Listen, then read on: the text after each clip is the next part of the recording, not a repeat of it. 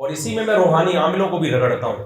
یہ جو تعویذ گننے والے روحانی عامل ہیں نا، جن بھگا دیا چڑیل بھگی، خواتین ہماری بیان سن رہی ہیں، اس کو غور سے سنیں.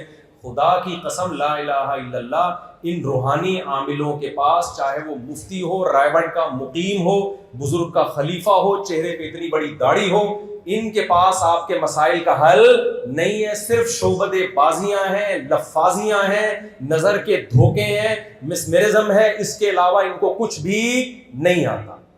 جتنے روحانی عامل ہیں سب ہم نے دیکھے ہوئے ہیں، چاہے کوئی مفتی ہو، بزرگ ہو، کتنا ہی پہنچا ہوا ہو، سب جھوٹ فراڈ کے علاوہ کچھ بھی نہیں ہے.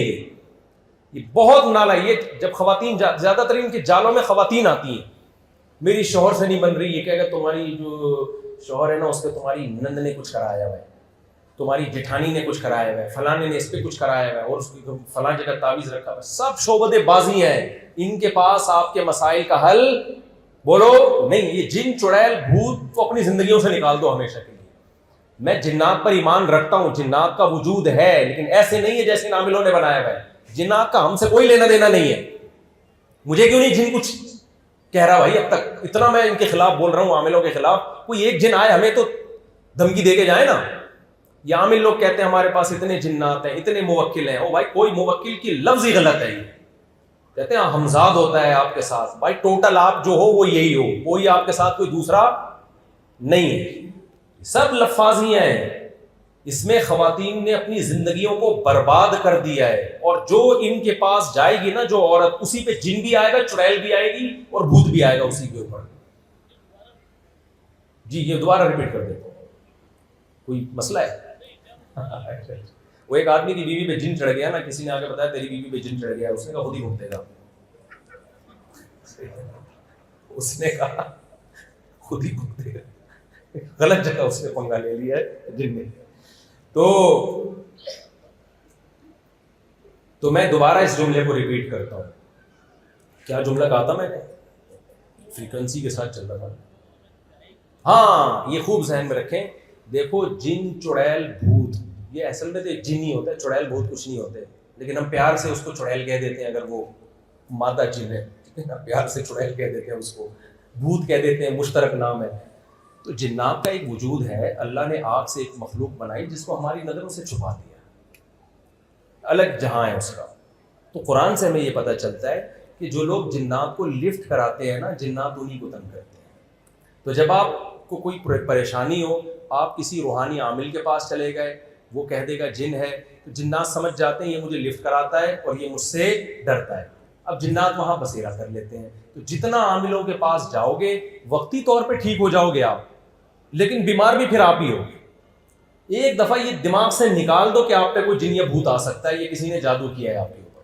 لوگ کہتے ہیں نبی پہ جادو کا اثر ہو گیا تھا. تو دیکھو نبی پہ جادو کا اثر اس لیے ہوا تھا کہ لوگ آپ کو جادوگر کا ہونے کا تانا دیتے تھے. تو اللہ نے اس تانے کو آپ سے بری کرنے کے لیے تھوڑا سا اثر ہونے دیا تاکہ لوگ آپ کو جادوگر، یہودی آپ کو جادوگر نہ کہیں. ورنہ ابو بکر پہ کیوں نہیں ہو گیا جادو، حضرت عثمان پہ کیوں نہیں ہو گیا، حضرت علی، ایسے تو بڑے آرام سے لوگ. عمران خان نے نواز شریف پہ کیوں نہیں کر دیا، نواز شریف نے اس پہ کیوں نہیں کر دیا، زرداری پہ کیوں نہیں کر دیا. مولانا فضل الرحمان تو مولانا آدمی ہے، وہ تو پھر یہی کرتے رہتے، پھونکے لگا لگا کے سب کو الٹا کر دیتے. بھائی یہ نہیں ہوتا، سمجھ رہے ہو؟ اتنی اندھی دنیا میں لوگ کہتے ہیں گھر میں چوری ہوئی ہے، کوئی چور نہیں ہے. عامل کے پاس جاؤ گے آپ کے گھر میں اثرات ہیں. بینکوں میں کیوں نہیں ہو جاتی چوری بھائی؟ ایک صاحب مجھے کہنے لگے میرے گھر میں لاکر ہے اور میرے گھر میں کوئی چور بھی نہیں ہے، کیونکہ پتہ نہیں پیسے کہاں سے غائب ہو رہے ہیں. تو مجھے سمجھ میں نہیں آ رہا، اور میں نے کسی بزرگ کو دکھایا، انہوں نے سون کے بتایا کہ کچھ ہے یہاں پہ.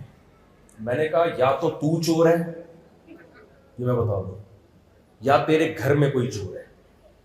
اور میں نے اس کے لوگوں کو میں نے کہا یا تو یہ کمبخت خود چور ہے، کیونکہ چور کبھی انکوائری نہیں کرنے دیتا، وہ ہمیشہ کس پہ ڈالے گا؟ بلی عاملوں. جو چور ہوتا ہے نا خود آ کے انکوائری کر رہا ہوتا ہے. میں نے ایسے چور دیکھے ہیں کہ چوری کی اور جا کے FIR کٹا دی کہ اس کی چوری ہوئی ہے، کائنڈلی اس کی مدد کریں آپ. جو جنازے پہ بہت زیادہ رو رہا ہو نا، یا تو واقعی بہت محبت کر رہا ہوتا ہے یا وہی قاتل ہوتا ہے. سمجھ رہے ہو کہ نہیں سمجھ رہے؟ اسی نے مارا ہوتا ہے اس لیے رو بھی بہت زیادہ رو رہا ہوتا ہے. تو جو یہ کہہ رہا ہے نا گھر میں کہ کچھ کیا ہوا ہے، سمجھ لو ہو سکتا ہے اسی نے چوری کی ہو.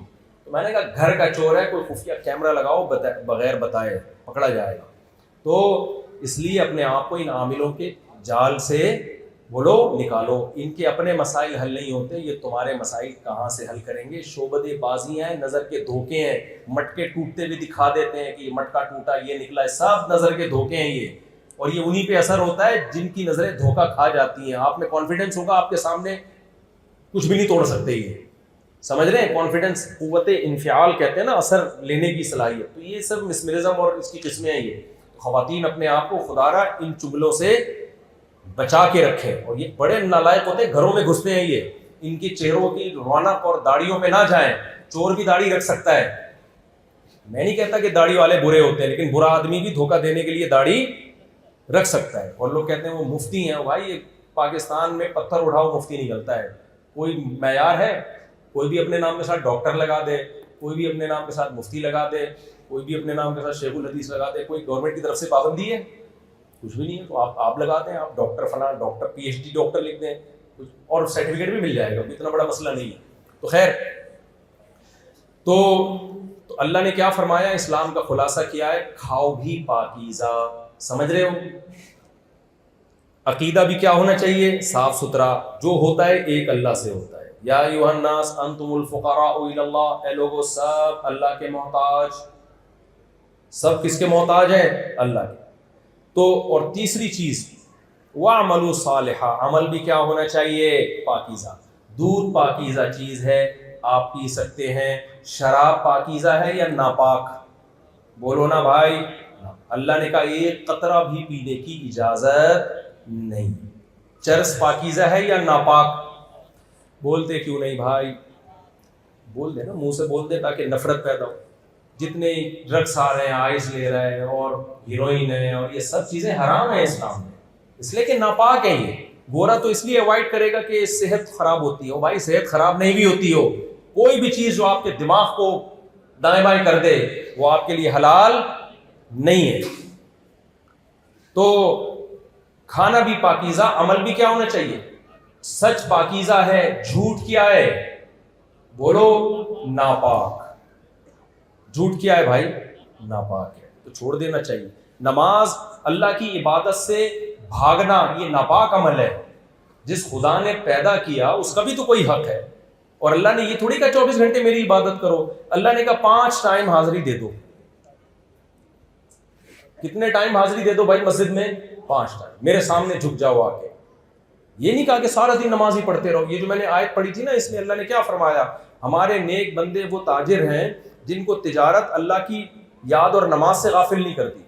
اللہ نے یہ نہیں کہا کہ وہ تجارت کرتے ہی نہیں ہیں, اللہ نے کہا کرتے ہیں, لیکن ان کی تجارت ان کو نماز سے غافل نہیں کرتی. عبداللہ بن عمر رضی اللہ تعالیٰ عنہ بازار میں گئے, اذان کی آواز آئی نا تو سارے تاجروں نے دکانیں بند کی اور مسجدوں میں بھاگنے لگے جماعت کی نماز. عبداللہ بن عمر اتنے خوش ہوئے اور قرآن کی سورہ نور کی آیت پڑھی کہ فی بیوت اذن اللہ ان ترفع ویذکر فیہا اسمہ یسبح لہ فیہا بالغدو والآصال رجال لا تلہیہم تجارت ولا بیع عن ذکر اللہ. عبداللہ بن عمر یہ آیت پڑھتے جا رہے تھے کہ یہ وہ لوگ ہیں جن کے بارے میں قرآن کہتا ہے کہ مسجدیں اللہ کا وہ گھر ہے, کہ کچھ ایسے مبارک لوگ ہیں کہ کتنا ہی بزنس میں تجارت میں مشغول ہوں لیکن نماز, ان کی تجارت ان کو نماز سے غافل نہیں کرتی. تو مسلمانوں کی مارکیٹیں جماعت کے وقت کھلی نہیں, کھلی رہنا ناپاک عمل ہے, بند ہو جانا بولو پاکیزہ عمل ہے. بھائی جس خدا نے تمہیں روزی دی ہے وہ بلا رہا ہے تھوڑی دیر کے لیے, وہ یہ تھوڑی کہہ رہے کہ بھائی بیٹھ جاؤ, نماز کے لیے بلا رہے ہو. تو تجارت کو بند کر دینا چاہیے نماز کے وقت. تو یہ چند باتیں تھیں. اسی طرح رشتہ داری توڑنا ناپاک عمل ہے, جوڑنا بولو پاکیزہ. اسی طرح رشتہ داری نہ بنانا ناپاک عمل, اور بنانا پاک. رشتہ داری بنتی کس سے ہے؟ نکاح سے. چچا, ماموں, خالہ, پھپھی, تایا, بہویں, داماد, پوتے, نواسے, یہ سارے رشتے کس عمل کے نتیجے میں وجود میں آتے ہیں؟ بولو نا نکاح. جانوروں کے کبھی سنا یہ میرا گدھا ہے یہ اس کا ماموں ہے؟ یہ سنا آپ نے؟ بھائی آپ اپنے گدھا یا گائے لے کر آئے, آپ اس کا بھی بقرعید گزری ہے نا تو تعارف کروا رہے ہیں آپ, یہ میری گائے ہے. اس کا بس یہ انٹروڈکشن ہوگا, اس میں اتنے من گوشت ہے, اتنے کی ملی ہے, یہ نسل ہے, اس سے زیادہ کوئی تعارف نہیں ہوگا. یہ نہیں ہوگا یہ میری گائے ہے, یہ اس کی خالہ ہے, یہ اس کی ماموں ہے، یہ اس کی بہو ہے، یہ اس کا پوتا ہے. نہ بھائی، گائے کا اس سے کوئی لینا دینا نہیں ہے. لیکن جب انسان کا تعارف ہوتا ہے، یہ جمشید صاحب ہیں جی، یہ جمشید صاحب کے ماموں ہیں، یہ جمشید صاحب کی خالہ ہیں، یہ جمشید صاحب کی بہو ہے، یہ جمشید صاحب کے داماد ہیں، یہ ان کا بیٹا ہے، یہ ان کی بیٹی ہے، یہ ان کی پھپھی ہے، یہ ان کے پھپھا ہیں، یہ ان کے تایا ہیں، یہ ان کی ممانی ہیں، یہ ان کے کزن ہیں. ایک پوری ایک سسٹم چلے گا کہ نہیں چلے گا؟ تو سوال پیدا ہوتا ہے گائے کے کیوں نہیں ہے، انسانوں کی کیوں ہے؟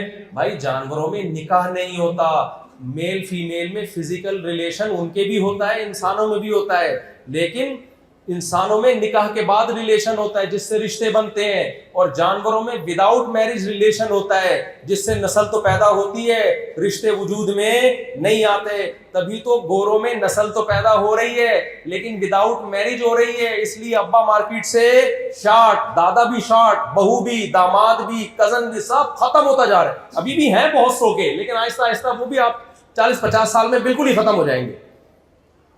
پھر اب ریلیشن تو چاہیے نا ان کو، تو اب ریلیشن کے لیے آلٹرنیٹ ہے کتا. ہر بوڑھے کے ہاتھ میں کتا ہوگا جس سے وہ دل بہلائے گا. تو یہ زندگی اچھی ہے یا یہ زندگی اچھی ہے کہ آپ بالغ ہوتے ہی اپنے بیٹے بیٹی کی شادی کریں آپ، تاکہ ریلیشن وجود میں بولو آئے.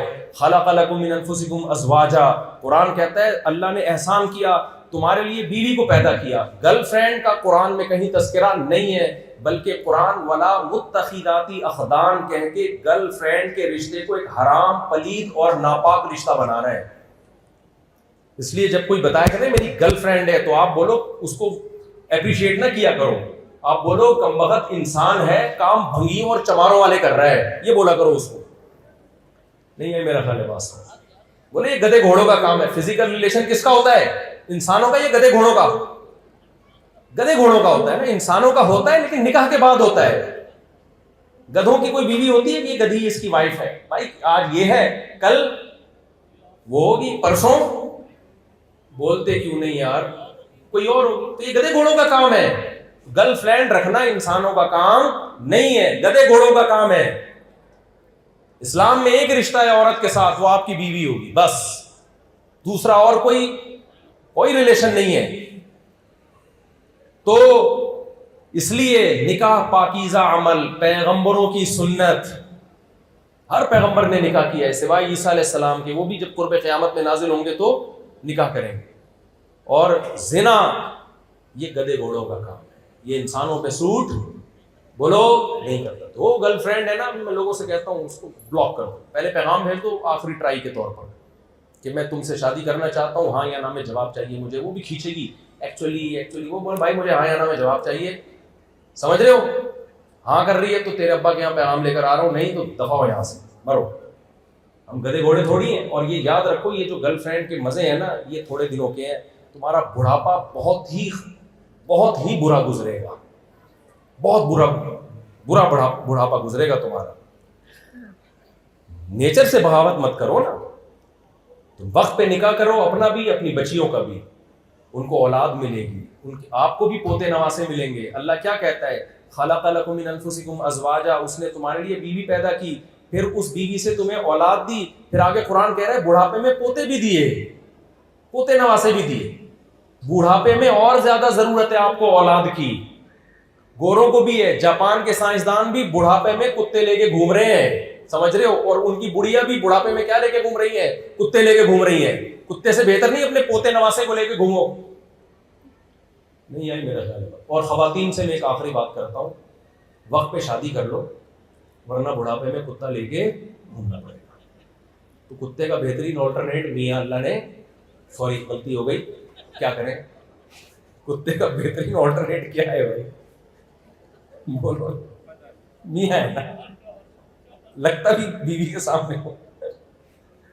شریف بیچارے سیدھے سادھے سے ان کی بات کر رہا ہوں.